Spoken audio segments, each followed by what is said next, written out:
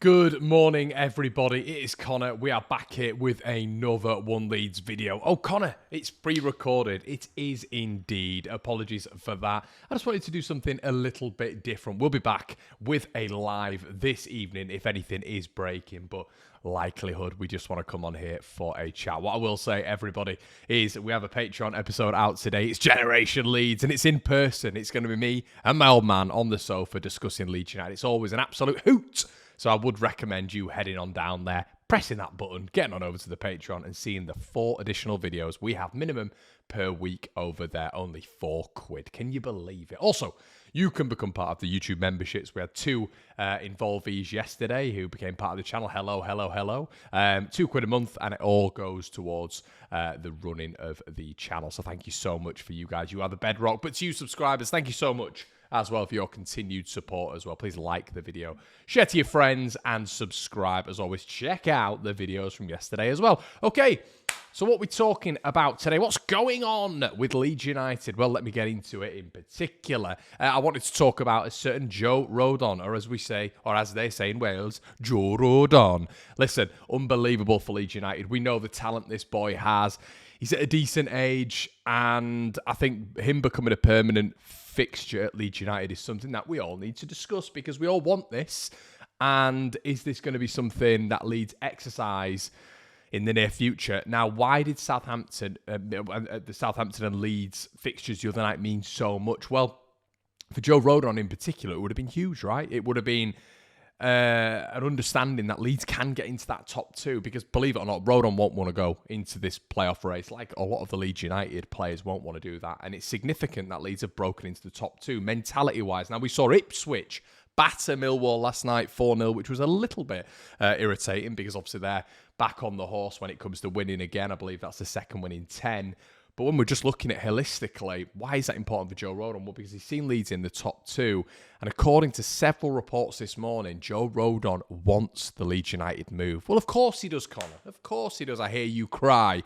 Well, there wasn't always that assurance when it came to his comparison that we always speak about, Ben White. Apparently, Rodon does want the move, and it all depends on Leeds United getting promoted. But he wants to leave Tottenham Hotspur and move to Leeds United, according to a few reports this morning. But it's all dependent on if Leeds United get back to the Premier League.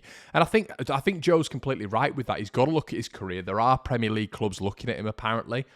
If we are to get back to the promised land, Leeds will become a very exciting venture for him in the Premier League. He's already probably made himself home. He's got a lot of mates as well in the city now when it comes to even just the Welsh contingent. But I'm sure he's settled as well. He looks settled on the pitch, and I think that's a big thing. I think you can always tell what's going on with a player with how well they're playing. I know that sounds ridiculous and so obvious, but it looks like overall Joe's really happy.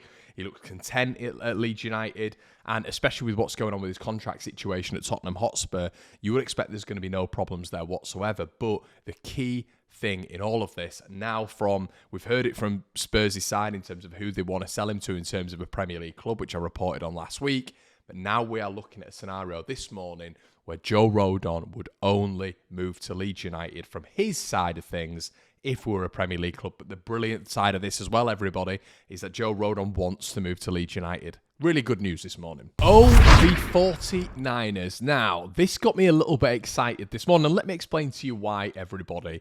Joel Peru. Leeds United signed him in the summer months for 10.5 million quid, rising as well to 13, apparently. And listen, we found out this morning that the 49ers specifically did something which was really interesting. Now, there was a massive race for Joel Perreault, and it was almost a little bit of a win for Leeds United, because I mentioned yesterday, Sekou Leeds had gone between Southampton and Leeds in the past. Who Sekou went to? He went to Southampton. We all had a Romain Perreault as well. We'll all remember Perreault. The left back who Leeds United was supposed to sign. He then went to Southampton. And why this is significant and really interesting is because Leeds United were in a 1v1 race with with Southampton for Joel Peru. And the reason behind that is because obviously Leicester had their striker situation sorted. It was between the two big boys for the best striker in the division successively in the Championship. Guaranteed goals, guaranteed quality in certain areas. Who can get him? Who can win this race? Like the space race, who can win it? Apparently, the 49ers got involved, as you'd expect, with owners, but a lot of it is down to the recruitment team anyway. But the 49ers got involved and went above certain personnel at the club, at Swansea, and they went straight to the owners who are American. Now, why is this significant? I hear you cry once again, Connor. Why is this relevant?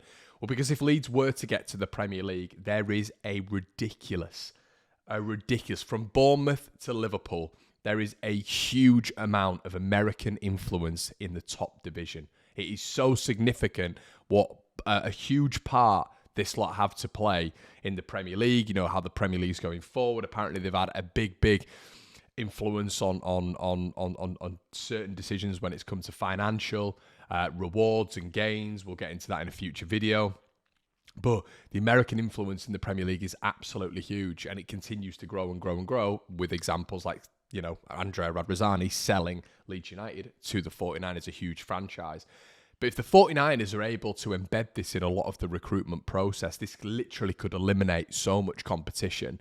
It really, really could. If we're able to just, if the 49ers have built a reputation as well, which apparently they had with the owners at Swansea, which is so interesting. If they've built a relationship, built a sort of partnership in sorts when it comes to communication with certain clubs and certain American owners, this will only be good for Leeds going forward when we're trying to acquire certain individuals. And this morning we have heard as well, according to several reports, that Jamie Shackleton, we heard that there was going to be contract discussions with Leeds United, presumably they're going on as well in the background, but apparently Sunderland are going to be making a move for Shackleton in the summer. They are impressed by the young lad, according to several reports, and they feel like there's a player in there. Now, listen, with Jamie Shackleton, I don't ever feel that there is going to be a progression path at Leeds. I simply don't think he's good enough. If I'm to make a judgment, a bit of a damning judgment, I don't think he's good enough for Sunderland when you look at some of the right-back options and left-back options they've got there. Obviously, they've got Niall Huggins there. They've got Tri Hume when it comes to fullbacks. I don't think Shackleton is on that level, to be quite honest with you. If I'm being brutally honest, I would look at Jamie Shackleton as probably a top-end League One player. And that's me being brutally honest with you guys. You guys might disagree, let me know in the comment section below. But when it comes to Jamie Shackleton moving to Sunderland, that'd be a terrific move for him. Unless it's value, obviously with Leeds getting something back for Shaq, I don't see the point in him being at Leeds United, to be quite honest with you. I don't think he's ever going to get any opportunities, and we've got to be ruthless with this. If we are going to be going to the Premier League, look at the calibre of our team now. You know, you look at the fact that with Shackleton's not even...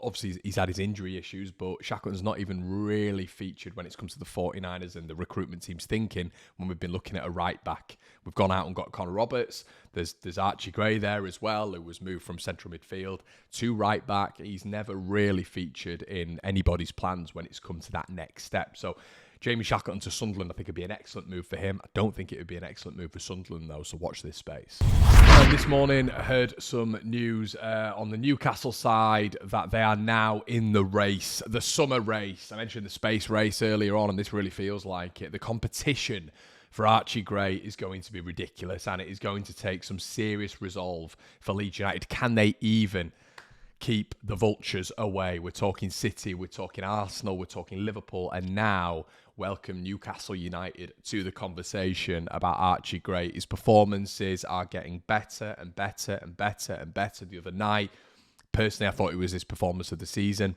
I thought he was so good from a technical perspective, a football understanding perspective, when to play the pass. His defensive work was so underrated because what Swansea started to do in the first half was go down his side, and then they thought, we're not getting any joy here. So they started to go down Junior Firpo's side, which was so interesting through Ronaldo. They avoided Archie Gray's side because Archie right now is cocky, he's brash, he's arrogant, and he's literally developing. And when I mention those three terms, everybody, I don't mean those in a negative way. I mean them in a fantastic footballing way. I'm talking Jude Bellingham again, where he's a little bit cock of the walk at the minute. He's confident, he's enjoying life, he's enjoying his football.